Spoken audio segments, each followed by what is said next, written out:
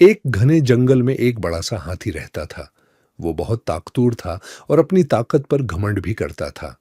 एक दिन हाथी ने एक नन्ही सी चिवंटी को देखा। हाथी हंसकर बोला, तुम तो बहुत छोटी हो, तुम क्या कर सकती हो? चिवंटी ने नरमी से कहा, ताकत सब कुछ नहीं होती, अक्ल और मेहनत भी जरूरी होती है। हाथी ने उसकी बात पर ध्यान न दिया और आगे चल पड़ा।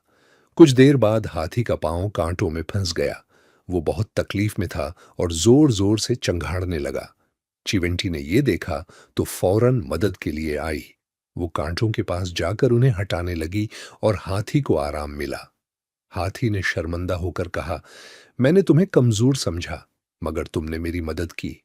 चिवंटी मुस्कुराई और बोली, देखा, छोटा होना कमजोर होना नहीं होता। हाथी ने चिवंटी का शुक्रिया अदा किया और वादा किया कि वो कभी किसी को हकीर नहीं समझेगा।